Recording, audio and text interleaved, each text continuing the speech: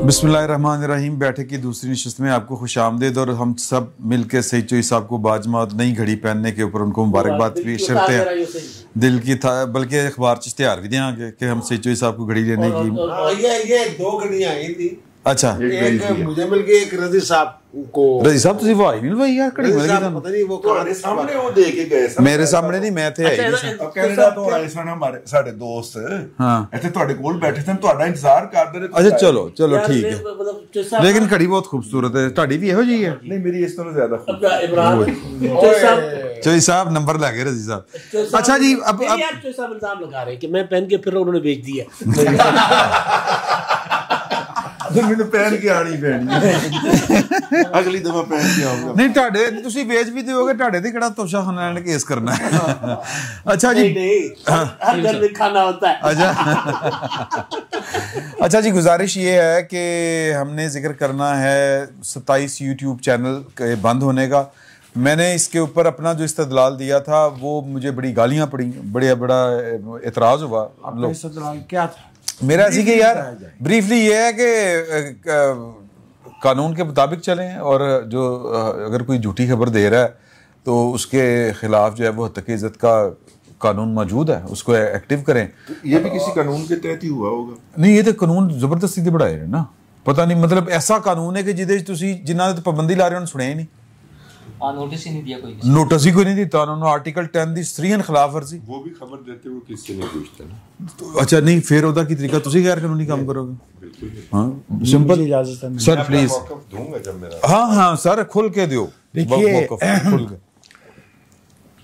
इस फहरिस्त में बेशतर वो कहते हैं मजा मजा नहीं है भैना, आप तो खामखा हिमायत कर रहे हैं उनकी। देखिए मेरे साथ रजी भाई तशरीफ रखते हैं, मैं भैंसों के बारे में कुछ नहीं कह सकता। मैं ये अर्ज कर रहा हूँ ठीक कि इस फहरिस्त में बेशतर अहबाब वो हैं जिन्हें खिलाया गया, पिलाया गया, जिन्हें पाला गया, पोसा गया। ठीक है। सिलेक्शन बोर्ड को अपनी कारकर्दगी पे कुछ और करना चाहिए। ये काम जारी है कि खत्म हुआ है? असल सवाल तो ये। काम जारी है, काम जारी है, ये असल सवाल है। काम जारी है। कोई ताल्लुक नहीं होना चाहिए सहाफत की जो ऑर्गेनिक नामियाती इर्तिका है उसमें किसी बयानिए को बढ़ाने या कम करने का। क्या हम 2002 से 2010 से 2014 से ऑनवर्ड संगमील है ना, माइलस्टोन है ना, नहीं बता सकते कि कौन कौन से पैरा ट्रूपर कहाँ कहाँ ला के बिठाए गए, उनको बनाया गया।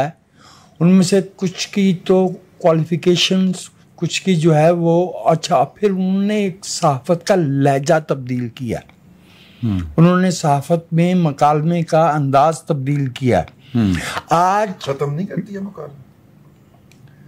मकालमा भाई रजी कभी जिंदा मुआशरे में ख़त्म नहीं हुआ करता। उसमें सतहें आती हैं इन्हितात की और बेहतरी की। तो जो सतह आई वो इन्हितात की थी, उसमें ये लेवल आ गया कि एक साहब और एक खातून, सुहेल वड़ैच जैसा आदमी जिसकी सहाफत को 40 बरस हो गए हैं, उन्हें उनसे मुखातब होने का ढंग नहीं आता। अच्छा वो मैं चूँकि बूढ़ा आदमी हूँ, जब आप उनको स्क्रीन पे ला के बिठाएं और उनसे सवालात जो है वो सियासी तज्जिए के करें, मैं तो ये भुगत चुका हूँ ना कि अगले दिन मैं तो फिर टीवी स्टेशन गया ही नहीं। एक साहब को दफाई तज्जियाकार के तौर पे बिठाया गया, उनसे सवालात हो रहे थे स्ट्रीट क्राइम पे। मेरा गुनाह ये था कि मैंने कहा कि ब्रिगेडियर साहब से स्ट्रीट क्राइम पे सवाल जो किए जा रहे हैं ये कौन सा दफाई तज्जिया है? नहीं, ये पीटीवी था। और वो साहब जो है वो बाद में उन्होंने पीटीआई से भी सवाल होते हैं। उन साहब ने पीटीआई के टिकट पे इलेक्शन लड़ा और एमएन ने मुंतखब हुए, और फिर जब उनको गिरफ्तार किया गया हमें ही एहतजाज करना पड़ा। अब मैं जी बिस्मिल्लाह सर एक सेकंड में, बड़ा जबरदस्त वाकया मुझे याद आ गया है। इमरान शफकत साहब इसके गवाह होंगे कि गोल्ड टीवी में एक प्रोग्राम होता था, उसमें यह था कि सवालात लिख के भेज दिए जाते थे दफाई तजियाकार को या कानूनी माहर को, और फिर वो जवाब ले लिए जाते थे। फिर जो एंकर था अपने प्रोग्राम में सवाल वो करता था और वो उसका वो कट लगा के उसको करते थे। तो इनके एक मतहत थे इमरान शफकत साहब के, उनको 2 नाम दिए गए, एक दफाई तजियाकार का सवाल दिए गए, एक इरफान कादिर साहब जो हैं उनका नाम दिया गया जो माहर कानून के तौर पे।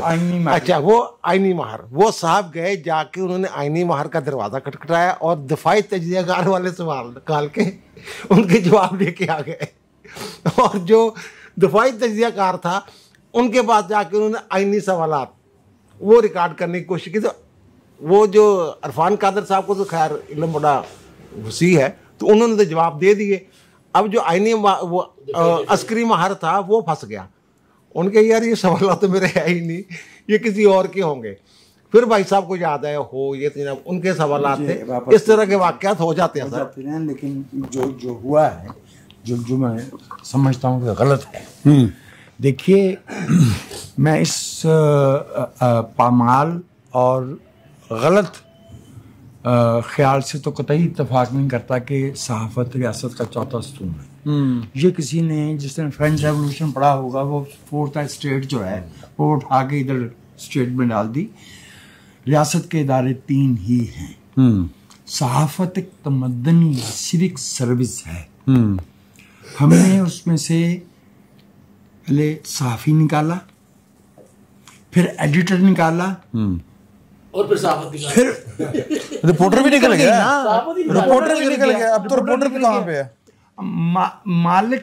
मालकान को बिठा के खुद खड़े खड़े उनको हमने हुक्म दिए, ये अंजाम होना था।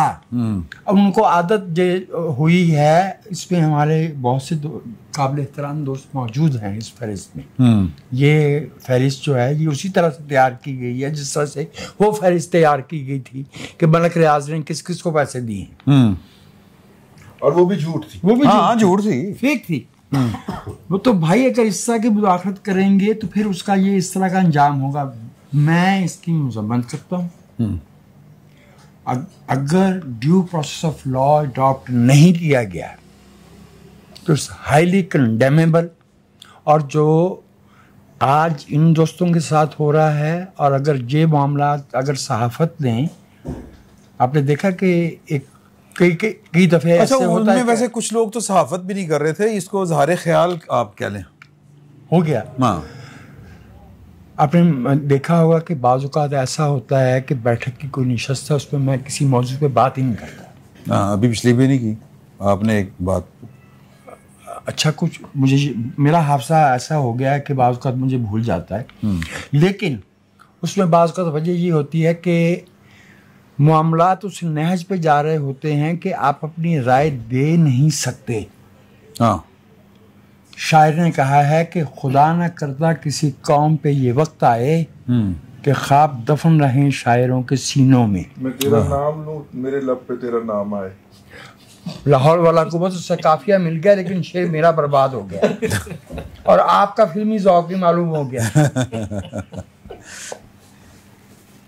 रिजवान रजी, ये संजीदा मामलात हैं। मैं इस पे बात करना चाहूंगा संजीदगी से। हमने इस मुल्क में सहाफत को इस सतह पे लेके आए हैं कि उसमें जो है वो मालिक साहब की बहू पॉलिसी देती है।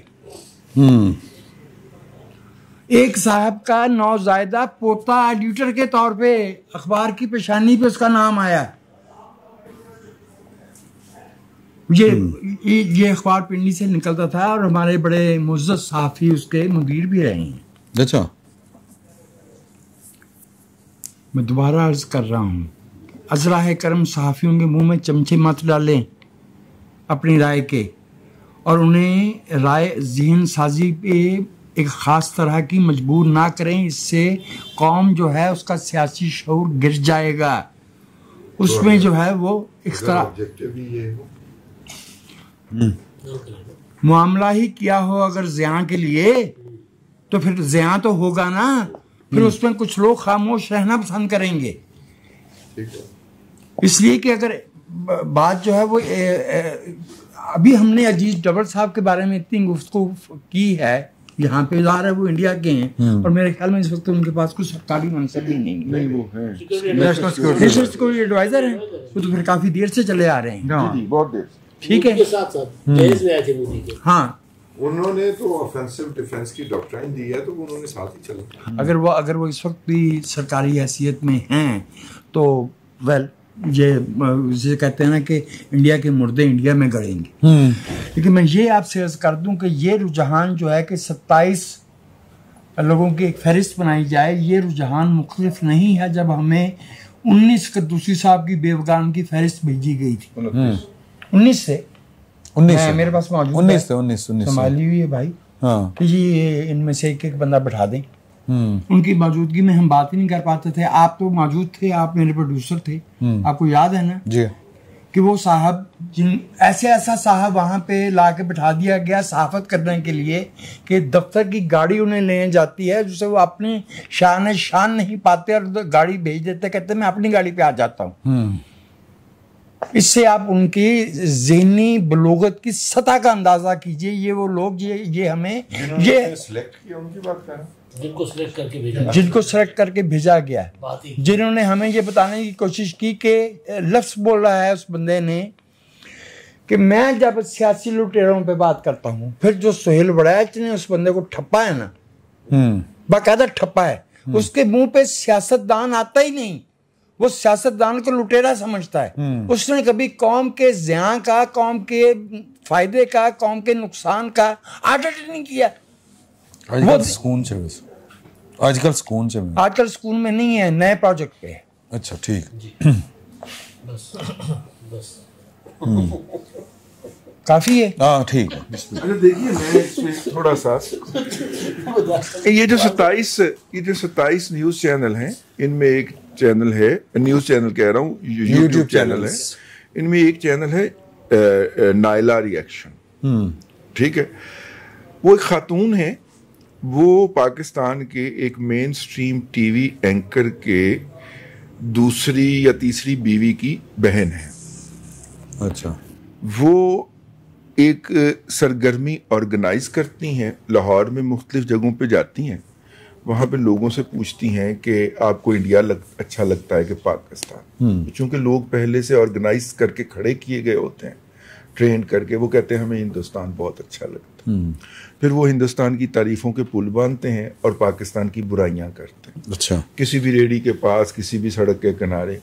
फिर वो उस यूट्यूब चैनल के वो वीडियो अपने यूट्यूब चैनल पे लगाती हैं और उन्होंने पाकिस्तान की तहजीब के ख़िलाफ़, मुआशरे के ख़िलाफ़, तालीम के ख़िलाफ़, सेहत के ख़िलाफ़ इतनी का बकवास की है कि हम रिपोर्ट कर करके मरने वाले हो गए कि भाई ना इन्हों ते रोको पाए। ये एक ही चीज, जवाब क्यों नहीं दिया? एक ही चीज देखिए, हमने अपनी बसात के मुताबिक जवाब देना था ना। नहीं, हमने अपनी बसात के मुताबिक जवाब देना था ना। हमने उनके खिलाफ साइबर क्राइम में अर्जियां भी डाली, लेकिन वो एंकर साहब इतने मुअस्सर हैं कि उन्होंने उनके खिलाफ कोई कार्रवाई नहीं होती थी। तो क्या गुनाह हो गया कि उस चैनल को अगर सरकार ने बंद कराने के लिए मूव किया? मेरी बात सुनते जाइएगा। जिनके खिलाफ जिनका राइट बनता था कि उनको नोटिस दे के बंद किया जाए, उनको आज अदालत से स्टे मिल गया, उनके खिलाफ कार्रवाई रोक दी गई। ठीक है, और ठीक है, 2 के खिलाफ, लेकिन 27 में से 2 तो ऐसे थे कि उनको बाकी 25 को भी जाने दें अदालत में, जरा उसका पैरामीटर फिक्स हो जाए। देखिए, ये जो मॉब मेंटेलिटी है ना, कम्युनिटी को मॉब में कन्वर्ट करना, पहले ये वकला तहरीक में वकला ने किया, और आज किसी वकील का चलान इसलिए नहीं होता कि 20 वकील इकट्ठे होकर उसको पैंट लगाने चले जाते हैं। उससे पहले डॉक्टर्स ने किया, वो एक बने। अब सहाफी तालिब इल्मों ने किया, उससे पहले तालिब इल्म थे, उनको तो आपने फिर उनका बेड़ा गर्क कर दिया ना, यूनियनों पे पाबंदी लगा के, यूनियन साजी के हक पे पाबंदी लगा के। तो डॉक्टरों की तो यूनियंस एग्जिस्ट करती हैं, वो तो यहाँ पे बैठे होते हैं। प्राइवेट मेडिकल कॉलेजेस तो बना के हमने तो सेहत का तबाह किया। तो वो तो खैर सेठों को अमीर करना था ना, अल्लाह बेड़ा गर्क करे डॉक्टर अताउर रहमान का। तो मैं अर्ज कर रहा हूँ, खुदा के लिए वो सदारती निज़ाम के वाहिद अलमबरदार जी, अल्लाह ताला उनको इस दुनिया में भी इस बात का अजर दे और आखिरत में भी दे। जो उन्होंने पाकिस्तान की तालीम के साथ खिलवाड़ किया, लेकिन और जिस तरह उन्होंने टीचर को करप्ट किया, आप भी पढ़ाते रहे हैं, मैं भी पढ़ाता रहा हूं, ठीक है, निजी जामियात में भी, सरकारी जामियात में भी। डॉक्टर अताउर रहमान ने जितना इस सिस्टम को जवाल की राह पे डाला है, अल्लाह ही उनका साथ निपटेगा। मैं अब यूट्यूब चैनलों में, अब सर मसला ये है कि हमें, आप अपने आप को, आपका ख्याल है कि चूंकि डॉक्टर एक ग्रुप बन गया है और वो बड़ा मौसर ग्रुप है, वकला एक ग्रुप बन गया है, तो सहाफ़ियों को भी एक ग्रुप होना चाहिए।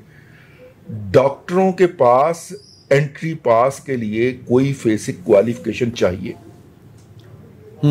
हर राह जाता अपने आप को डॉक्टर डिक्लेयर नहीं कर सकता, उसे पीएमडीसी का इम्तहान पास करना पड़ता है, उससे पहले उसको एमबीबीएस में 5 साल गालने पड़ते हैं, ठीक है। अब आप बात बर्दाश्त कीजिए, वकला का भी कोई झूठा सच्चा इम्तहान है, बार काउंसिल की मेंबरशिप के लिए उनको कोई क्वालिफिकेशन हासिल करना पड़ती है। यहां पे जो 13 साल से लेके 73 साल का बंदा उठता है, वो कैमरा सामने रखता है और कैमरा सामने रख के उसके बाद वो आज़ादी इजहार का चैंपियन और साफी बन जाता है। भाईजान, हमने पहले अपने ऊपर स्कैनर लगाना है ताकि हम उसके साथ खड़े होने का ऐलान कर सकें, पहली बात है। दूसरी बात है, क्या वो सहाफत भी कर रहा है या वो सिर्फ आज़ादी इजहार का हक चाहता है? आज़ादी इजहार के भी फिर कुछ हदूद आ जाते हैं। पाकिस्तान के अंदर पुलिस प्रोसिक्यूशन इतनी कामयाब है कि वो प्रोसिक्यूशन करके मुल्जिमों को सजा दिलवाने की बजाय पुलिस मुकाबलों में पार करना चाह रही है इस वक्त, ताकि लॉ एंड ऑर्डर पैदा हो जाए। ये इस वक्त की बात नहीं है, ये 1952 से हमेशा वो करना चाहती है। और उस प्रोसिक्यूशन के आप हवाले करना चाह रहे हैं कि जनाब मेरे खिलाफ कोई गालम गलोच कर जाए या मेरे ऊपर कोई इल्ज़ाम लगा जाए तो मैं उस प्रोसिक्यूशन के ज़रिए, उस जत्था वकला के ज़रिए जाके इस अदालत के अंदर खजल होता रहूँ सारी उम्र और वो मुझे बदस्तूर गालियाँ निकालता रहे। सर, ये पूरे निज़ाम के ऊपर एक सवालिया निशान है। और मेरा मतलब है कि ये नायला को मैं क्यों प्रोटेक्ट करूं जाके, या मैं उसके लिए आवाज क्यों बुलंद करूं? मैं जवाब नायला के माजरत चाहता हूं, मैं माजरत चाहता हूं। चौधरी साहब बताएं, मैं सवाल चौधरी साहब के लिए छोड़ दूं, फिर आपने एलएलबी करके साथ क्यों शुरू? एक मिनट, मैं ये आपसे अर्ज किए दूं कि मुझे बता दिया जाए कि गुलाम रसूल मेहर, अब्दुल मजीद सालिक, चिराग हसन हसरत, जफर अली खान कौन सा एमए जर्नलिज्म करके आए थे? नजीर नाजी, अब्बास अतर,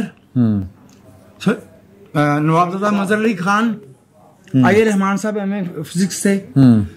सहाफत जो है वो एक, मैंने अर्ज की, मदनी सर्विस है, उसमें सहाफी अपनी जिस तरह से सियासत, ये वो दलील है जो आमर दिया करते थे सियासतदान के खिलाफ के सियासतदान की तो कोई क्वालिफिकेशन ही नहीं होती। हम तो सियासत में बात नहीं कर सकते, हमने पॉलिटिकल साइंस में नहीं किया हुआ, हम कैसे बात करें? फिर हम कैसे बात करें? हाँ, ठीक है।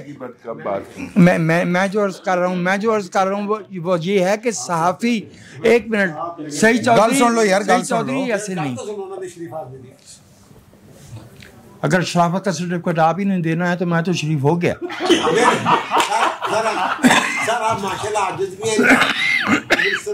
मैं अर्ज ये कर रहा था कि हजूर ये दलाइल तो आमर दिया करते थे सियासत के बारे में। सहाफ़ी पहचाना जाता है अपनी खबर की वेरेसिटी से, जिस सहाफ़ी की खबर बाउंस होती हो, जिस सहाफ़ी के बारे में मालूम हो और जिस सहाफ़ी का बयानिया जो है वो पिट जाता हो।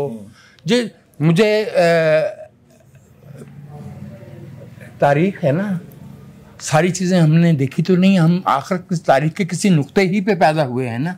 1970 के इंतखाबात से 2 दिन पहले तक की जो है ना वो फहरिस्तें वो मौजूद हैं, कौन किस बात को कितनी सीटें दे रहा था और जब नताइज आए थे तो वो क्या थे। ठीक अच्छा, है, मेरी सुन लीजिए, मुझे मसला जिस बात पे पैदा हो रहा है वो ये है कि भाई रिजवान रजी ने जो दलील पेश की है वो खातून, मैंने उनका नहीं कभी सुना, वीलॉग नायला खातून, नायला रिएक्शन व्हाटएवर जो आपने फरमाया है। कल को मेरे बारे में अगर ये इल्ज़ाम लग गया कि ये शख्स जो है ये हमेशा हिंदुस्तान की तारीफ करता है और ये मेरी हुबुल वतनी पे हरफ उड़ाने वाली बात होगी ना, फिर हम क्या करेंगे? कल का इंतजार क्यों करना है? आप पे आज लगा हुआ है, आपको कोई फर्क पड़ा है? माफ कीजिएगा, सिर्फ इतना ही है ना कि आप अपने रिएक्शन नीचे पढ़ते नहीं है, फीड आपकी पोस्ट के नीचे जो आते हैं। अच्छा, गुजारिश ये है, इसको कहते हैं मैं जानता हूं जो वो लिखेंगे जवाब में। हाँ। लेकिन मेरा मसला ये है कि मैं इस तरीका कार को गलत समझता हूं। अगर आपको उस खातून के जो वो कर रही हैं उससे इख्तलाफ है, आप दलील दीजिए, आप शवाहिद दीजिए और उन्हें गलत साबित। अच्छा, मैं एक गुजारिश सिर्फ ये करना चाहता हूँ कि सारे जो दोस्त है ना, सारे दोस्त वो जरा इस बात पे ध्यान रखें कि टाइम जरा टॉपिक्स के ऊपर कम लें, अपना इजहार ख्याल जो है वो जरा इख्तिसार पसंदी अपनाएं, क्योंकि अभी हमारे पास टॉपिक हैं और हमने बलूचिस्तान वाले पे बात करनी है, PTI की तहरीक पे बात करनी है, ये मोटरवे बोल रहे हैं, आप टाइम जाया कर रहे हैं। अच्छा, ये बाकी जो मौजूद गिनवाना शुरू हो गए, आप तो टाइम बचाना चाह रहे थे। जी जी मैम। अच्छा, ये जो लगी है ना 27 चैनल्स के ऊपर पाबंदी, वो मैंने आर्डर भी पढ़ा जुडिशल मजिस्ट्रेट का 94 CRPC के तहत उन्होंने आर्डर जारी किया, इख्तियार तो उनके पास है। लेकिन बात यह है कि वो जितनी भी आला अदालतें हैं, एपलेट कोर्ट जितनी भी हैं, जो सबसे पहले वो फैसला मुअत्तल करती हैं नीचे वाली अदालत का या एग्जीक्यूटिव आर्डर, उसमें बुनियादी नुक्ता ही ये होता है बंदे का कि जनाब मुझे सुना नहीं गया, सुनवाई का मौका नहीं दिया गया, मुझे नोटिस नहीं दिया गया। इस केस में बयानी बिल्कुल ऐसे हुआ है, सही, उनको नोटिस नहीं दिया गया। जो चैनल्स हैं, अगर उनकी फहरिस्त देखें, कुछ चैनल्स हैं जिन पर नज़र पड़ जाती है, बाकायदा तो नहीं देखते, लेकिन तो पता चलता है कि वो जानबूझ के कुछ ऐसा लबो लहजा इख्तियार करते हैं, कुछ ऐसा प्रोपेगेंडा करते हैं, कुछ ऐसा बयानिया बनाते हैं। ख़ास तौर पे जो अदलिया के हवाले से मैं बात करूँगा कि चीफ जस्टिस काजी फायज इस्सा साहब चीफ जस्टिस हैं, उनके हवाले से जो जिस अंदाज में, यानी गलीज अंदाज ही कहूँगा, हाँ, गलीज अंदाज में जो गुफ्तगू की गई, और फिर उस पर मैं ये सोचा करता था ये कार्रवाई क्यों नहीं हो रही। तो काजी साहब के ज़राए से पता चले काजी साहब इग्नोर मार रहे हैं जनाब, छोड़े। लेकिन बाद वाले जो हैं जाहिया अफरीदी साहब, शुरू में तो ये डरे रहे कि पता नहीं जाहिया अफरीदी साहब क्या करेंगे, लेकिन फिर आहिस्ता आहिस्ता कहते ना पंजाबी च मुंह खुल गया, उनकी तरफ भी हो गए। और बाकी जो भारत और इंडिया के दरमियान जो तनाव के दौरान जो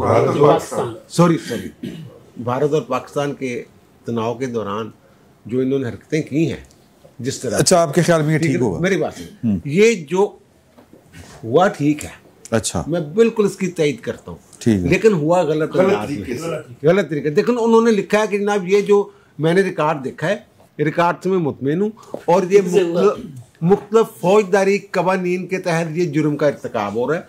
वो जिन जराइम के तहत जिन जराइम का इर्तिकाब हो रहा है उनके तहत तो पहले कार्रवाई करे, ठीक है, पहले उनके तहत कार्रवाई करे, फिर जनाब इनको जो भी आपने करना है, बयान करना है, नहीं करना है, कार्रवाई बनती है, कार्रवाई बनती है। लेकिन सर पाकिस्तान का जो कानून है, ताज़ीरात पाकिस्तान जिसका नाम है, उसमें सर आपको घुरी डालना, आपकी तरफ देख के नफरत से थूकना, ये भी जुर्म है।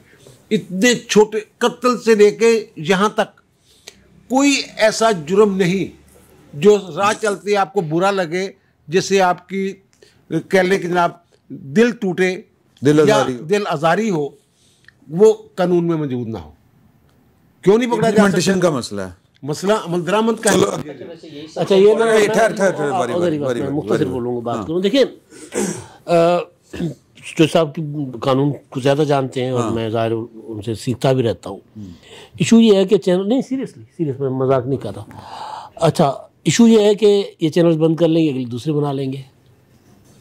भाई आप जो बंदा कानून को तोड़ता है, रेड लाइन क्रॉस करता है, जुर्माना करो है, उसको वहां पकड़े और फिर उस बंदे को इस जोगा ही ना छोड़े कि वो चैनल्स बनाए ना। नहीं, अदालत में ना दो देखो। अब प्रोसेस में सिंधी में जा रहा था, प्रोसिक्यूशन अगर काम नहीं करती, सिंधी में बात कर सकते हैं, समझ आ जाए। नहीं, प्रोसिक्यूशन अगर काम नहीं करती, उसका जवाब पुलिस मुकाबले नहीं है। डिफॉर्मेशन के कवानीन के ऊपर अगर अदालतें हमारे वजीर आजम को 11-11 साल तक इंसाफ नहीं देती तो उसका मतलब नई अदालत नहीं है। उस निजाम को देखें भाई, कल को वो भी खराब हो जाएगा, इसी तरह हो जाएगा। ठीक है, हम चलते हैं ना, मोटरवे का क्या हाल हुआ है, आखिरी स्पीड वाली लाइन में ट्रॉलर चल रहे होते हैं, यार बड़ा जुर्म, ठीक है। अब तो सिस्टम को एक स्पेशल आप सेक्शन होना कितने ने सिस्टम बनाएंगे? हाँ। मतलब आपने बनाई एंटी टेररिज्म कोर्ट्स बनाई कि जी हम आम अदालतें नहीं स्पीडी ट्रायल करती। अच्छा, अब एंटी टेररिज्म कोर्ट्स जो हैं वो सुप्रीम कोर्ट को फैसला देना पड़ता है कि यार 4 महीनों में कर लो भाई। अच्छा, वो नहीं काम कर रही। 7 महीने जज साहब 6 महीने जज साहब इशारा कर रहे, 7 महीने। अच्छा, अब वो का 7 महीने। अच्छा, वो अब काम नहीं कर रही। हमने कहा फौजी अदालतें बना लें। यार कितना आप अल्टरनेट निज़ाम लेके आएंगे, इस निज़ाम को ठीक करें। ये जितने लोग हैं उनमें सिवाय एक आध के ठीक काम नहीं कर रहे। लोगों की पगड़ियां भी उछालते हैं। अच्छा, कौन कौन नहीं उछालता लोगों की पगड़ियां? कौन कौन यहाँ पे नफरतें नहीं फैलाता? तो सबको बंद करवा दे। मसला ये है कि आप कानून के ऊपर जाएं। यार मेरा दोस्त है, सियासी खिलाफ है हद दर्जा। हबीब अकरम के बारे में मैं ये अस्यूम नहीं कह सकते कि वो कोई ऐसा उसके मुंह से नहीं कह सकते। उनका नाम उसमें इसलिए डाला गया है कि जो मौजूदा रियासती बयानिया है वो उसकी मुखालफत करते हैं। इमरान खान की साइड लेते हैं। ये कोई जुर्म नहीं है। और जुमले में काट पड़ी है, जहर बहुत। अच्छा, पहली बात तो ये कि मुझे अभी तक ये नहीं समझ आ रही हमारी रेड लाइन क्या है जिसकी बुनियाद पर ये है कि जी ये रेड लाइन क्रॉस की, कानून जो बनाया, और हमारी रेड लाइन हर 3-4 साल बाद बदल भी जाती है। मुसीबत ये है, बंदे बदलते। और दूसरी बात ये जो 27 लोग हैं इनमें से मोर और लेस, मैं सच्ची बात कहूँ, ये चाहे इंडिया पाकिस्तान वॉर थी, चाहे कुछ और मामला हों, वहाँ से प्रोपेगेंडा होता है, इसमें कोई शक नहीं। और झूठ, रोजाना नया आसरा, नई बात, इन्हीं चैनल मोस्टली मतलब ये कभी। बस मैं यही फिक्र ऐड करना चाह रहा था कि इस जंग में ये इन्होंने ये वाली रेड लाइन क्रॉस की है जो आपने अभी फरमाया। ये जंग में उसके अलावा भी आप कभी कौन उलट जाएगा, ट्रंप आ रहा है, ट्रंप आपसे पूछ लेगा, क्या कुछ नहीं हुआ। मैं आपको एक मिसाल देता हूँ। अभी वजाद साहब बात कर रहे थे कि किस तरह जर्नलिस्ट बनाए गए। खांगरे ने, अच्छा कोई बात नहीं, वो कह रहे थे ना कि ये पिछले दौर में जो जिस तरह नए जर्नलिस्ट पैदा किए गए। मैं आपको एक मजे की खबर देने लगा। एक चैनल है जिसमें इमरान साहब भी काम करते रहे, उन पर एक केस बन गया, इंटरनेशनल केस हो गया। अच्छा, यहाँ पर भी चौधरी निसार अली खान वजीर दाखिला थे, तो उन्होंने भी उसकी तफ्तीश का आगाज़ कर दिया और वो FIA के पास तफ्तीश चली गई। जिस FIA के अफसर के पास तफ्तीश चली गई, उसकी बेगम को उस चैनल ने एंकर रख लिया। सर, इस तरह तो जर्नलिज्म होता रहा है। ये जो लोगों को हम अब पीट रहे हैं, इनको ट्रेन किसने किया है? चैनल लाया कौन था? वो चैनल लाया कौन था? वो ओपिनियन लीडर बनाए कैसे गए?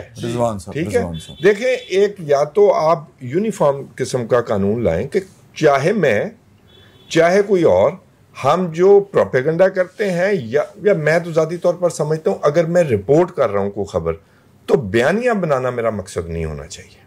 रिपोर्ट करना चाहिए। ठीक है, रिपोर्टर का काम यही रिपोर्टर का एनालिस्ट, बतौर एनालिस्ट तो मैं अपनी ओपिनियन दे सकता हूँ ना। मैं जी, रिपोर्टर की कैपेसिटी होती है 2 से 2.5 मिनट, और इतने में खबर कंक्लूड हो जाती है। ठीक बात। जब आप रिपोर्टर को 28 मिनट के लिए माइक दे के ठीक बात दोपहर में खड़ा करेंगे धूप के अंदर, और उसे कहेंगे कि एक दफा फिर से बताइए क्या हुआ है, ठीक है ना? नहीं, ये चैनल इस बुनियाद पर नहीं बने। जब आप सोने के स्मगलर, नाजायज और नालायक लोग, जाली डिग्रियां बेच की कमाई खाने वाले के डॉलर खाने वाले लोग जो है, वो मीडिया ओनर के तौर पे बिठाएंगे, तो फिर ऐसे लोग ही साफी भर्ती होंगे। सर, ये चैनल एंकर से सवाल पूछवाएगा, हम यूट्यूब सवाल पूछवाएगा, एक दफा फिर से बताइए क्या हुआ। हम यूट्यूब स्पेसिफिक रहते हैं। इन चैनल्स के जरिए लोगों की किरदार कुशी की जाती है। मैं इनमें से एक आध आदमी को जानता हूं जिसका मैंने जाती तौर पर लतीफा देखा है कि 3 दोस्तों ने मिलकर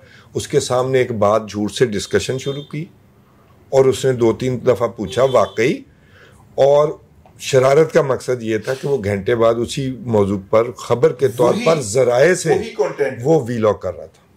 वही तो बात यह है, कानून का बिल्कुल आप सहारा लें, लेकिन सही तरीके से ले लें। ठीक है, मैं एग्री करें।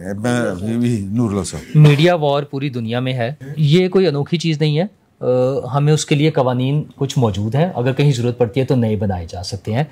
2-3 चीज़ें, झूठी खबर है, किरदार कुशी है, और हेट स्पीच है।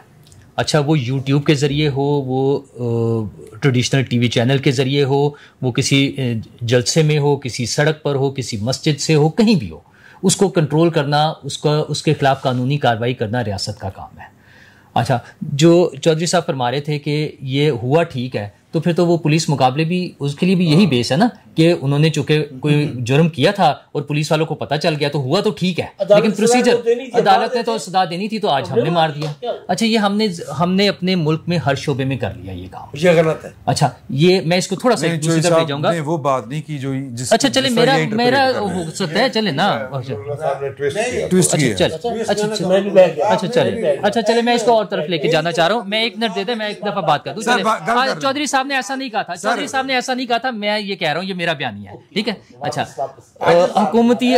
हुकूमती सतह पर ये बहुत सी चीज़ों में इसी तरह से होता जा रहा है। एक तो ये डायरेक्ट हमें नुकसान हम नज़र आ रहा था कि चैनल बंद हो रहे हैं, सहाफ़ी का नुकसान हो रहा है, और ये वकीलों और डॉक्टर्स की जो अपना रज़ी साहब ने तारीफ़ फरमाई कि वो डिग्रीज लेकर आते हैं, वो करते हैं, साथ वो जो हरकतें कर रहे हैं वो कोई कल परसों से नहीं है, और ये वकला तहरीक से बात से नहीं है। मेरी बात तो सुन ले यार, मेरी अच्छा सही चौधरी साहब मेरी बात कर लेते थे, मैं अपना बता रहा हूँ। अच्छा, तो मैं उसमें नाम ले रहा हूँ। अच्छा, उसमें यही लोग इसी तरह से कर रहे थे। अब हुकूमत ये कर रही है, हुकूमत ना सिर्फ सहाफ़ियों के हवाले से ये कर रही है, वो पुलिस मुकाबलों के हवाले से कर रही है, उस डिपार्टमेंट को जिस तरह से ग्लोरीफाई किया जा रहा है आजकल मीडिया पे कि बंदे मारने का जो काम शुरू हो गया है, ये कोई अच्छी बात तो नहीं है ना। मतलब इसके मनफी नताइज निकलेंगे, इससे लोगों का नुकसान होगा।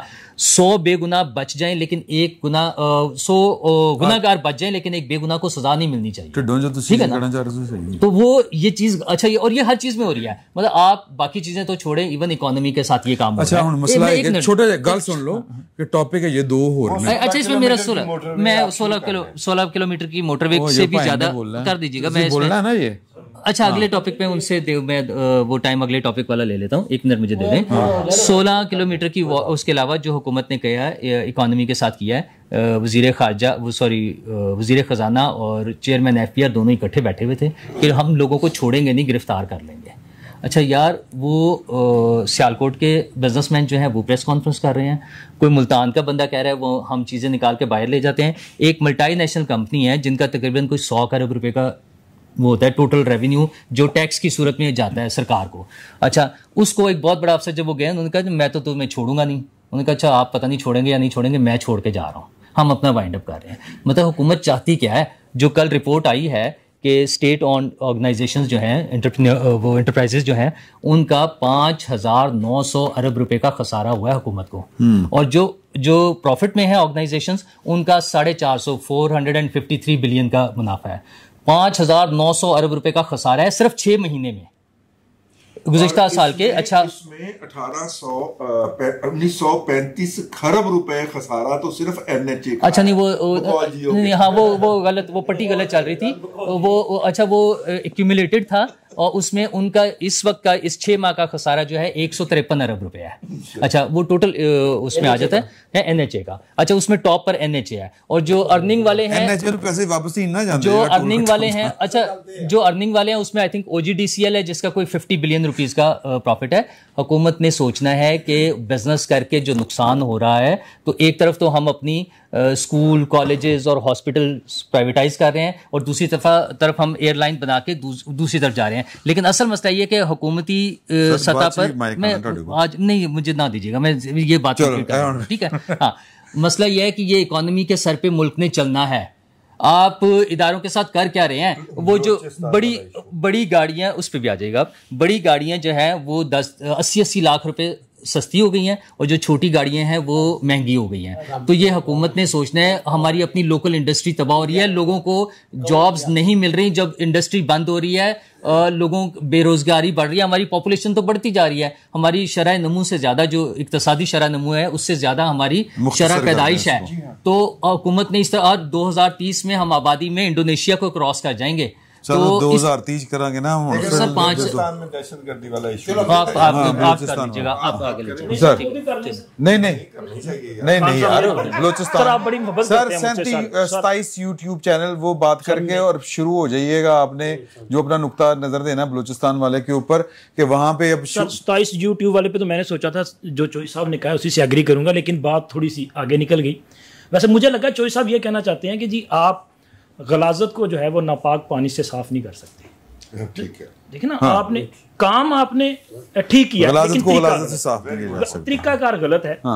अब यहाँ पे सिर्फ मैं सवाल जो है अपनी ऑडियंस के लिए छोड़ के जाऊँ, क्योंकि अगर इनसे करूंगा ये तो बड़ी लंबी बात हो जाएगी। आफ्ताब इकबाल के खिलाफ सही हुआ या गलत हुआ?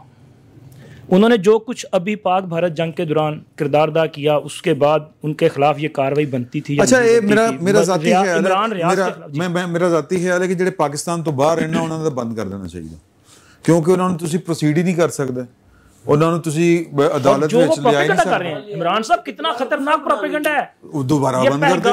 ਉਹਦਾ ਇਲਾਜ ਕੋਈ ਹੈ ਨਾ ਤੁਹਾਡੇ ਕੋਲ ਕਿ ਤੁਸੀਂ ਉਹਨੂੰ ਜਿਹੜਾ ਉਹਦੇ ਹੱਥ ਕੇ ਇਜ਼ਤ ਦਾ ਦਾਵਾ ਨਹੀਂ ਕਰ ਸਕਦੇ। ਉਹ ਉਹਦਾ नहीं उस मुल्क के अंदर जहाँ बैठे हुए वहाँ कवानीन है, उस मुल्क के अंदर जाए ना, क्यों नहीं करते, बंद करवाते, वहाँ उनको सजाएं दिलवाएं। असल बात ये है कि काम नहीं करना, हाँ ठीक, प्रोसिक्यूशन नहीं करना। हाँ ये हाल आप जाए बर्तानिया में जाकर वहाँ बैठे लो, कहाँ जी, बैठे? Please continue. उनके खिलाफ इमरान रियाज के खिलाफ हाँ क्या सही हुआ या गलत हुआ? नहीं, और भी बहुत सारे नाम देखें। अगर आप रियासत के खिलाफ देखो, असूल देखो, बड़े मोटा यह असूल है कि खसाफत बाद में आती है, पहले इजहार राय आता जी। अच्छा, अगर आपको किसी की इजहार राय के ऊपर आपने कदगन लगानी है तो उसमें भी आपका कानून कहीं ना कहीं है। अच्छा, अगर इजहार राय के नाम के ऊपर कोई हेट स्पीच कर रहा है या कोई बहतान लगा रहा है तो उसके लिए फिर आप हद के इज्जत में उसको कहते हैं भाई साबित करो। नहीं साबित करोगे तो ये जुर्माना है तुम्हारे ऊपर, जुर्माना कुरक करना, जो करना है अगली बारी करन जोगा फिर रंदा ही नवा चैनल बढ़ा। तरीकाकारी गलत है ना। यहाँ पे हर मसले का हल इनके पास सिर्फ एक ही है, बंद कर दो। मतलब ये CCD जो कुछ किया जा रहा है, ठीक। अब एक अरसे के बाद जब इसका रद्द-ए-अमल आएगा फिर पता जाएगा। अच्छा जी, अब एक अगली बात सुन लें बलूचिस्तान वाले इशू के ऊपर। नहीं सर, अगले सर टाइम बहुत थोड़ा, फिर तुसी आप ही कहते हो बहुत लंबी होगी। बलूचिस्तान वाले इशू के ऊपर फवाद चोई साहब का मुतालबा है कि पंजाबी मारे जा रहे हैं, वज़ीर आला पंजाब क्यों नहीं बोलती। ये नुक्ता नज़र ठीक है कि जो आपका दुश्मन चाहता है कि बलोच और पंजाबी आपस में लड़ें, हमने उस तरह से लड़ना है या इसको की और भी तरीका है बात करने का या हल करने का, निपटने का? फवाद चोई साहब कौन है जी? फवाद चोई इंतशारी गिरोह नहीं वो नहीं, उसी का हिस्सा है, वो उन्हीं का हिस्सा है। और ये जो बात की जा रही है ना, ये कौन चाहता है कि ये बात की जाए कि जी पंजाबियों को मारा जा रहा है और पंजाब से आवाज उठाई जाए? तो नहीं मारा जा रहा सर, मारा तो जा रहा है ना, मारा जा रहा है, लेकिन साजिश ये है कि पंजाब और बलोचिस्तान या पंजाब और बाकी जो है उनको आपस में लड़ाना है। सर, हमने इस साजिश को नाकाम बनाना है। किस तरह? हाँ, किस तरह? हमारे रियासती इदारों ने, हमारे सिक्योरिटी के इदारों ने, हमारी हिफाजत के जामिन जो हैं उन्होंने करना है। सर, दहशतगर्दों फड़ के सर दहशतगर्दों का खात्मा करें। मतलब क्या आपके पास इतनी ताकत नहीं है आप इनको कुचल दें? आप ताकत का इस्तेमाल करें, आप उनके खिलाफ कार्रवाई, जानदार कार्रवाई, ये ना करें जो कुछ अभी किया जा रहा है ना। खान साहब वो बड़ा बेहतर जानते हैं कि वहां पे किस किस्म की कार्रवाई की जाती है। नहीं तो ठीक, नहीं कोई कार्रवाई सर, जहां पे आपकी जरूरत होती, जाफर एक्सप्रेस के बाद कार्रवाई की गई थी, जोब के बाद वो सोराब में जो हुआ था, सोरब में उसके बाद क्या किया गया? कहाँ गए वो बंदे? पकड़े गए हैं? बस ये बता दिया गया नहीं वो वहीं से आए थे, वहीं से निकाल दिया। खुदा का नाम लें, कुछ इसको देखिए। जहां तक ये बलूचिस्तान वाले इशू की बात है, उसके ऊपर कानून के मुताबिक कार्रवाई होनी चाहिए, लेकिन मैं चाह रहा हूं कि पहले बलूचिस्तान को आपने जो प्री हिस्टोरिक ईरा के अंदर रखा हुआ है, आप उसको कम से कम निज़ाम तो दीजिए ना। वहां पे कोई पुलिस का निज़ाम हो, यानी आपने बलूचिस्तान को आज तक पुलिस का निज़ाम ही नहीं दिया। वहां पे लेवीज रखे हुए हैं और वो लेवीज पता नहीं कितने ने, यानी आप तकरीबन 92 अरब 93 अरब रुपया पिछले 5 साल में उनको दे चुके हैं। और वो कभी भी किसी जगह के ऊपर पूरे शो नहीं किए जिन लोगों की तनख्वाहें सरदारों की हथियार डाल रहे होते। हाँ, जिन लोगों की जेबों में जा रहे हैं, सरदारों की जेब के अंदर आप इतने अरब रुपया डाल रहे हैं, खुदा का नाम है, इतने अरब रुपए में आपने सीटीडी खड़ी कर दी है वहां पे, आपने रेंजर 1982 से डिप्लॉय की हुई है, लेकिन रेगुलर पुलिस उनको देने को तैयार नहीं है। जो पुलिस लाहौर में, जो पुलिस जो है वो पेशावर में काम कर रही है, आपने कोयटा के 15 स्क्वायर किलोमीटर के इलाके के अंदर वो पुलिस को रखा हुआ है। पूरे बलूचिस्तान को पुलिस का निज़ाम दें, पुलिस के निज़ाम के सपोर्ट के लिए वहाँ पे आप रेंजर खड़ी कर लें, कोई और लॉ इन्फोर्सिंग एजेंसी खड़ी कर लें, लेकिन पुलिस का बेसिक तरबियत होती है कि उसने आम लोगों से कैसे डील करना है। ठीक है, इस वक्त आपके केपीके के अंदर जो पुलिस है वो पहली फ्रंट लाइन है, दहशतगर्द पहला हमला करते हैं। तो मैं तमाम दोस्तों की गुफ्तगू से पहले ही अपना नुक्ता नज़र ये बयान कर दूं कि आपने एक कमरे के अंदर एक कोच मचोला मचाया हुआ है, कोई पता नहीं कौन किसको मार रहा है। ठीक, रेगुलराइज कर दें भाई, वहां पे पुलिस का निजाम अगले 2 से 3 साल के अंदर इंस्टॉल हो सकता है। अगर आपका डीसीओ बैठा हुआ है तो वहां पे डीपीओ क्यों नहीं बैठ सकता, और उसके मतहत फिर पूरा पुलिस का निजाम क्यों नहीं खड़ा किया जा सकता। अगले 2 से 3 साल के लिए आप बाकी सरदारी निजाम का खात्मा सरदारी निजाम का खात्मा करें, या कम से कम लेविस का जरूर खात्मा कर दें। सरदारों को रहने दें, इंडिया ने रहने दिया है ना। अब जाके 80 साल के बाद वो जो नवाब पटौदी जो हैं, उनकी जायदाद इंडिया ने जब्त की है, वो दुश्मन एनिमी, ठीक है, उनकी जायदाद अब जाके जब्त की है। 80 साल तो उन्होंने नवाब साहब की औलाद को 1973 में उन्होंने जो है वो तमाम पेंशन खत्म कर दी थी और तमाम प्रिविलेजेस के वापस, लेकिन एसेट उन्होंने अब कॉन्फिस्केट किए ना, अभी अदालत का फैसला है। डीपीओज मौजूद हैं, वो सिस्टम उस तरह से नहीं चल रहा, लेकिन जिस तरह से डीसीओ मौजूद है इस तरह से डीपीओज भी मौजूद है। नाम निहाद, मतलब जो उनका पूरा नीचे सिस्टम होना चाहिए, सारा सिस्टम, डीपीओज, डीएसपी, एसपी, एसएचओ, ये सारे मौजूद हैं। हाँ, इसीलिए काम नहीं कर रहे, इसीलिए जिस अफसर को काम नहीं करना होता वो बलूचिस्तान में तकर्री करवा लेता है और पूरा कैरियर वहां पे गुजारा है। बहुत मुश्किल जॉब है, बहुत मुश्किल जॉब है वहां पे सर करना, कोई नहीं करना चाहता, बहुत मुश्किल जॉब है सर। पाकिस्तान के वफाक के खिलाफ जो हथियार उठाए, मैं उसका मुखालिफ हूँ। मैं समझता हूँ कि रियासत को उसको दुश्मन समझ के उसके साथ लड़ना चाहिए। जैसे मैं ये समझता हूँ कि दहशतगर्द जो है उसके साथ किसी तरह की कोई रियायत नहीं होनी चाहिए, उसी तरह मैं ये समझता हूँ कि पाकिस्तान की वफाकी इकाइयों में बाहम मखासमत फैलाने वालों को भी मुल्क दुश्मन समझना चाहिए। ठीक, हमें ये पंजाबी का खून नहीं बहा, ये पाकिस्तानी का खून बहा है, इंसान का खून, इंसान का खून। तो और हम नेशन स्टेट के दायरे में है ना, आइन के एम्बिट में तो ये टेरिटरी तय की गई है ना पाकिस्तान की। ना बलोचों के खिलाफ जो है वो as a community, as an ethnic racial group नफरत फैलाने की बात होनी चाहिए, ना पंजाबियों के खिलाफ, ना सिंधियों के, ना पख्तूनों के। जो दहशतगर्द है उसमें मैं समझता हूँ कि हमारी रियासत का किरदार जो है वो बेदाग नहीं है। उसमें बहुत से ऐसे मामलात हैं जिन पे हम सिर्फ उसकी हसासियत की वजह से खामोश रहते हैं, लेकिन मालूम है कि ये मामला जो है ये इसके बगैर नहीं हो सकते थे। जो लोग मिसिंग पर्सन थे उनमें से कहा गया कि जी 3000 इतने जो है हमने बाजियाब किए हैं। हमें इस सवाल का जवाब चाहिए था कि साहब कहाँ से बाजियाब किए। हाँ, और जिन लोगों ने इनको अगवा किया था, मिसिंग पर्सन लीगल डेफिनेशन में तो अगवा करार पाएगा ना, जबरी जबरी। तो जो उसका कोई ना कोई मुजरम होगा ना, तो वो जो जवेद इकबाल साहब वाला कमीशन था, पता नहीं आजकल उसका कौन इंचार्ज है, पता नहीं, वो हमें बताए कि कोई और है कि भाई वो आपने किसी को गिरफ्तार किया। खोखर साहब ने किया, वो फोत हो गया। मैं दोबारा अर्ज किए देता हूँ, इसमें इंटरनेशनल प्लेयर्स शामिल हैं, इसमें इक्तिसादी मुफादात शामिल हैं, दाखिली भी हैं, बैरूनी भी हैं इसमें। और मैं ये बिल्कुल इत्तफाक करता हूँ रिजवान अजीज भाई की इस बात से कि बलूचिस्तान के लोगों को उसी तरह से एक डिग्निफाइड लाइफ मिलनी चाहिए। रेगुलर एडमिनिस्ट्रेशन उनका हक है जिस तरह से किसी दूसरे का। बलूचिस्तान को कोई जो है ना, जिसे कहते हैं ना, बैक लैंड नहीं है, बैकवुड्स नहीं है, बैक वाटर्स नहीं है, वो पाकिस्तान का हिस्सा है। और हमें अगर उस पाकिस्तान के वफाक की सलामती को यकीनी बनाना है तो हमें बलूचिस्तान के मामले पे बहुत हसास होते हुए बात करनी चाहिए। नूरुल्लाह साहब जरा मुख्तसर सा खिताब फरमाएंगे। पंजाब, वो जो मरने वाले लोग हैं वो सिर्फ पंजाबी नहीं है, वो पाकिस्तानी है। हाँ। और अगर वहाँ पे पंजाबी नहीं होंगे तो क्या वहाँ अमन हो जाएगा?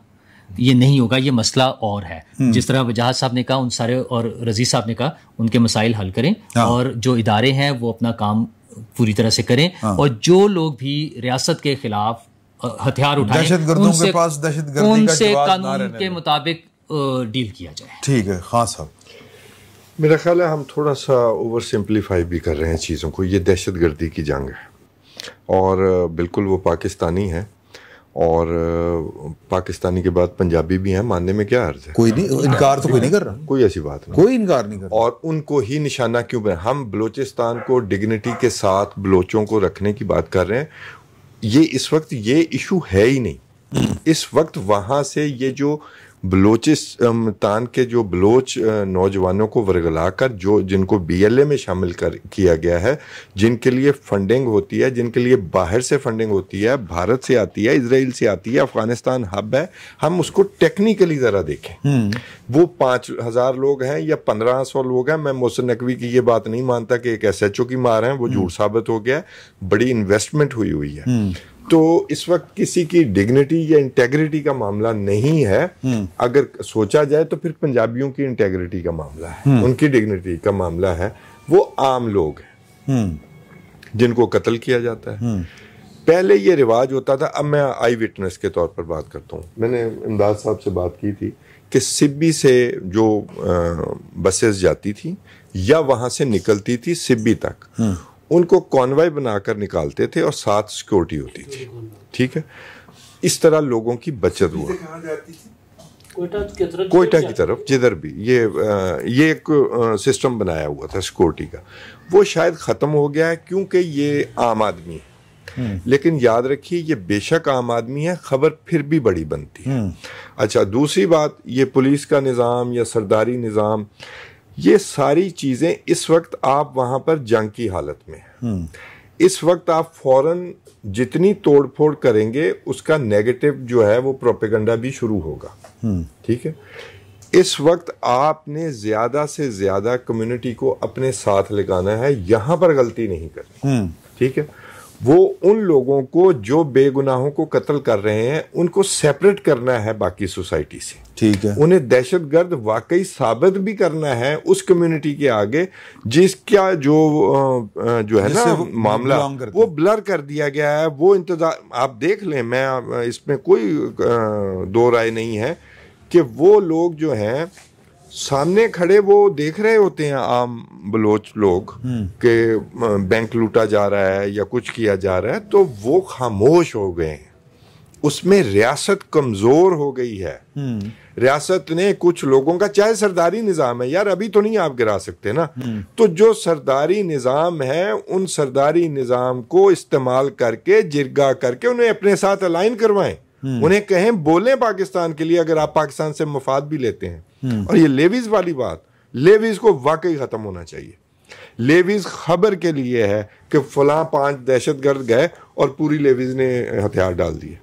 पुलिस को बेहतर निज़ाम की तरफ जाना चाहिए, लेकिन रजी साहब ये लंबा काम है, अभी इनका खात्मा ज़रूरी है और उसमें बड़े बड़े स्टेक होल्डर्स हैं। बलोचिस्तान का मामला आप इंटरनेशनल हालात के साथ भी जोड़ सकते हैं, जिसका ग्रेटर बलोचिस्तान नहीं बनेगा, लेकिन जो करने वाले हैं उनका क्या जाता है कि पाकिस्तान ब्लीड होता रहे या ईरान ब्लीड होता रहे। तो मैं ऐड करना चाह रहा हूँ, हमारे दोस्त यहाँ पे 2 मौजूद हैं जिनको एक सूबाई वजीर ने बताया पंजाब के कि ये जो आप लेके आते हैं स्कॉलरशिप दे के पंजाब यूनिवर्सिटी में पढ़ाने के लिए, और वो यहाँ से ग्रेजुएट कर जाते हैं, यानी बलूचिस्तान से आपने एक बच्चे को स्कॉलरशिप दिया, वो पंजाब यूनिवर्सिटी के प्रीमियम ऑर्गेनाइजेशन में आके पढ़ा, वो कहते हैं उसके बाद वो इंडिया की सिमों से वो इंडिया में और हमें वहां से कॉल्स करते हैं। मैं अभी मुकम्मल नहीं हुई। ये जो बात आप कर रहे हैं ना, ये मेरे लिए बड़ी अफसोस की बात है। नहीं, बहुत अच्छी कोशिश है, होनी चाहिए, लेकिन बलूचिस्तान में वो निज़ाम दुरुस्त होना चाहिए जहां से वो बच्चे फिल्टर होके आ रहे हैं। सॉरी टू से वो बच्चे बहुत ज्यादा रेडिकलाइज हैं, वो मैंने खुद ऑब्जर्व किया। वहां जो सिस्टम है वहां कोई प्रॉब्लम है, और वो ही लोग आते हैं मोस्टली, ज्यादा मैं नहीं कह सकता, जिनका वाकई शुरू पहले से BLA से ताल्लुक है। मैं 2-4 को जानता हूँ। BYC सर, ये दोनों डिफरेंट नहीं है, एक पॉलिटिकल फेस है, एक मिलिटेंट फेस है, मैं नहीं इस बात को मानता। अच्छा, अब देखिए, अब वो पंजाबी एक डिजाइन से मारे जाते हैं, वो कोई मोची है, कोई नाई है, वहां पर काम करने जाते हैं, उनका किसी बलोची के एक्सप्लॉयटेशन में भी कोई हिस्सा नहीं। और वैसे भी 18वीं तरमीम के बाद ये ड्रामा भी खत्म हो गया।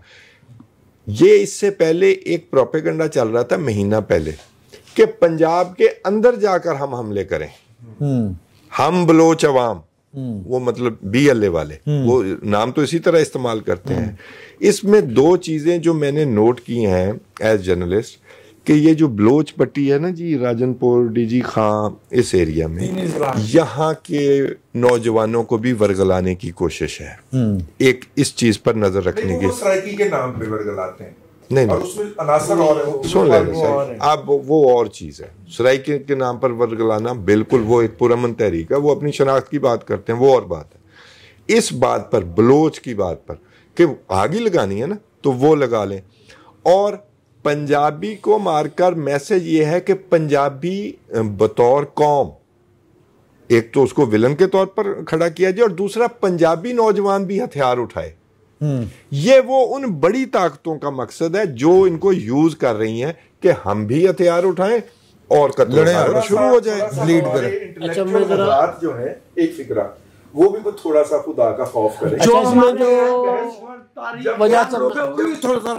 मेरा बड़ा संजीदा मामला है इसको इस तरह, जब वो बहस करते हैं तो वो एक सिंबॉलिकली इस्तेमाल कर लेते हैं पंजाब का लफ्ज कि जी पंजाब बड़ा भाई है, उसका ज्यादा कसूर है, उसको फिर मल्टीप्लाई करके नीचे तक लाया जाता है और नफरतें जाने देना चाहिए। मेरी गुजारिश से जो है वो पाकिस्तान की ऑफिसर रैंक जो है फौज का 75% हिस्सा आता है, वो उसके वजह से पंजाब जो है अलामत के तौर पर इस्तेमाल होता है। पाकिस्तान की फौज अगर 4 दफा हम पे मार्शल नाफज ना करती तो ये छोटे सूबों में एहसास महरूमी ना होता। जो लोग दानिशवर नहीं है, मैं उनसे मुखातब हो रहा हूँ। अच्छा, वो तो तारीख ख्याल है, वो तो दानिश के दुश्मन है। सर मेरा मुझे इजाजत दे सर, फौज मुझे इजाजत दे सर। आर्मी चीफ नहीं होता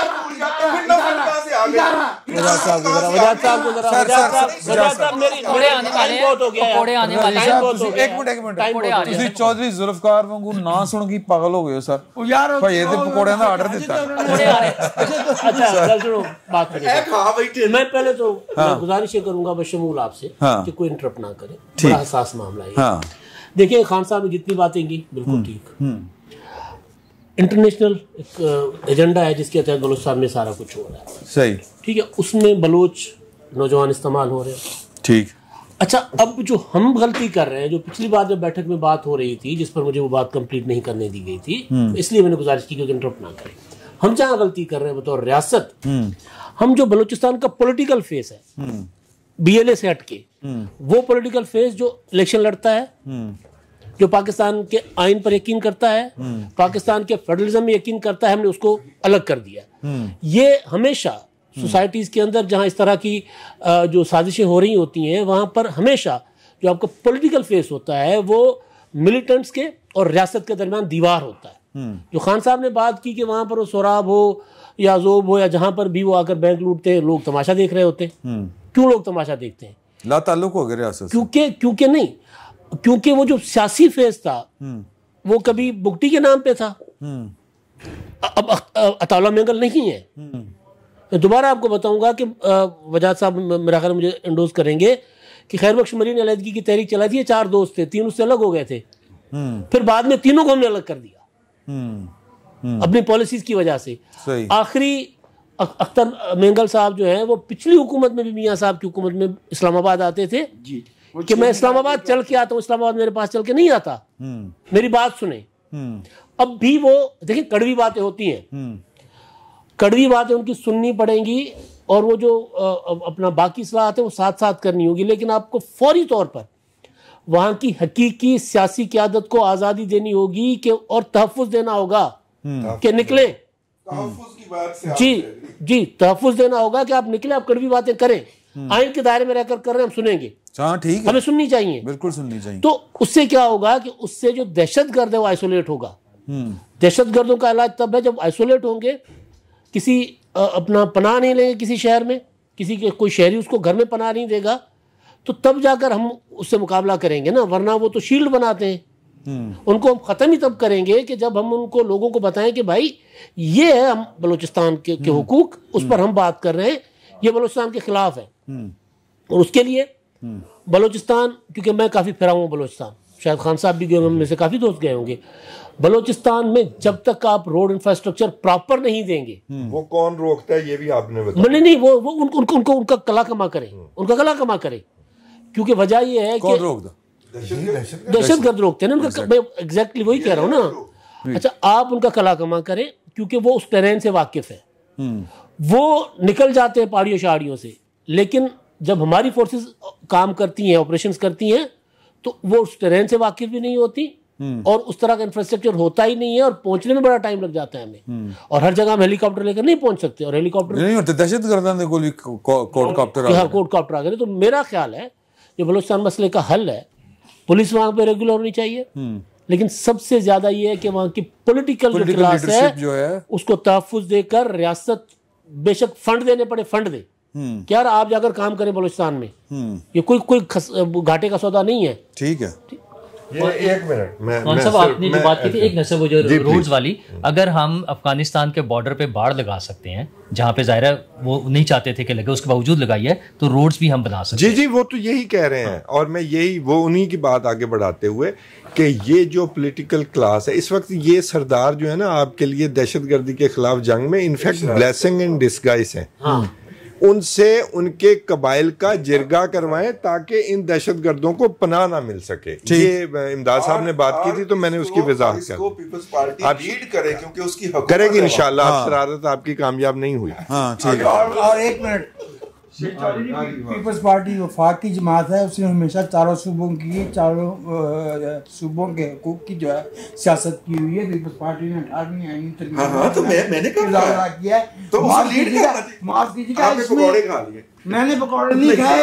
आप मुल्ला के का एजेंडा जो है ना वो मेरा ख्याल यहाँ बड़ी तो मैं मुल्ला कहूँगा। ठीक है सर, मेरा ख्याल बात यहाँ हो चुकी है। सारे मौजूद जो हैं जितने भी पहलू हैं तकरीबन नहीं, अच्छा ठीक, ये बात इसी पे खत्म करनी है यार, कितना इसको चलाया जा रहा है।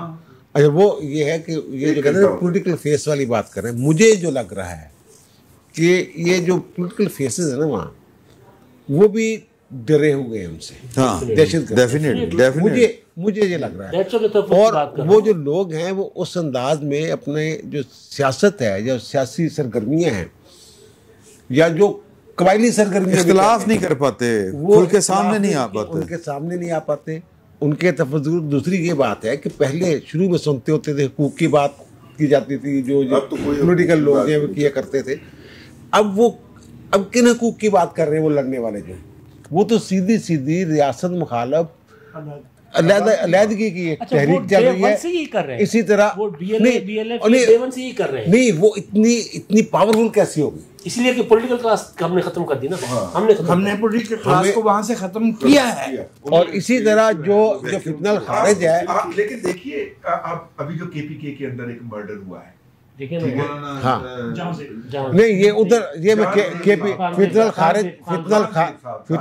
अब देखिए खान ज़ेब साहब जो हैं वो अमन के दाई थे, ठीक है, एनवायरमेंटलिस्ट थे, ह्यूमनिस्ट थे। अब उन जैसी मुअज़्ज़ज़ आवाज को आप खत्म करेंगे तो उसकी जगह पे कोई लंबी दाढ़ी वाला और लंबे बालों वाला आएगा ना। अभी मैं बात करने लगा था फितनल खारिज की, तो रज़ी साहब ने उसी तरह निकल पड़े। वो मसला ये है कि जब फितनल खारिज पहले होता है जनाब इस्लामी निज़ाम के लिए लड़ रहे हैं, अब वो क्या मुतालबा कर रहे हैं? अब इस्लामी स्टेट का, इस्लामी रियासत का, निज़ाम मुस्तफ़ा का, वो तो मैंने तो कभी नारा नहीं सुना। नहीं, अब ये दूसरे वाले, ये पता नहीं कौन है। और इनके जैसे यहाँ बात हुई है कि इनको तो जनाब रियासत का दुश्मन समझ के जिस तरीके से दुश्मन के साथ लड़ा जाता है उस तरह लड़ना चाहिए। और ये जो बातें हैं जनाब रोज़ाना हम सुनते हैं और जनाब खुश हो जाते हैं चंद लम्हों के लिए, लेकिन अब इतनी मरतबा एक ही बात की जा चुकी हुई है कि जनाब कमर तोड़ देंगे, शोहदा का खून रायगा नहीं जाएगा, एक थानेदार ही काफ़ी है। कदों काफ़ी होना यार, सब करके दिखाओ। इंडियन चैनल्स पे एक सिर्फ बात, इंडियन चैनल्स पे जंग के दौरान ये जो गोरोवारियार राव गोस्वामी ने कहा कि मारे पंजाबियों को, बरमला का, तो हमें इस चीज को समझना चाहिए। और आखिरी बात यह है कि वो जो खान साहब बात कर रहे थे, सॉरी यार, इन्होंने जब मालाकंड तक कब्जा किया था ना तालिबान ने, पहले वहां के सरदार खान और मलिक मारे थे, सिस्टम तबाह किया था। तो सिस्टम को तबाह करके हम कुछ नहीं कर सकते, सिस्टम में हम इर्तिका ला सकते हैं। तो बड़े अभी ये बड़ी खुल के बातें हो गई, लेकिन एक वो रायवंड, अगली दफा करा रायवंड वाला भी मामला रह गया, मैप आ जाएगा कि कितों तक जानी है मोटरवे, और दूसरा वो रह गया पाकिस्तान तहरीक इंसाफ की नई जदोजहद, वो बड़ी मिस कर गए, ऐसी नहीं की थी, कोई नहीं की थी। तो अगले हफ्ते आपकी खिदमत में दोबारा हाजिर होंगे, इजाजत दीजिए, अल्लाह।